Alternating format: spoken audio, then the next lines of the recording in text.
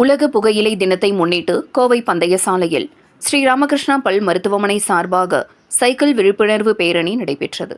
இதில் சுமார் 100க்கும் மேற்பட்டோர் விழிப்புணர்வை ஏற்படுத்தினர்.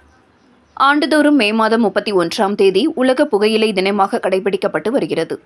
இந்த நாள் குறித்த விழிப்புணர்வை பொதுமக்களிடம் ஏற்படுத்தும் வகையில் கோவை ஆவாரம்பாளையம் பகுதியில் உள்ள ஸ்ரீராமகிருஷ்ணா பல் மருத்துவமனை சார்பாக கோவை பந்தயசாலை பகுதியில் விழிப்புணர்வு பேரணி நடைபெற்றது.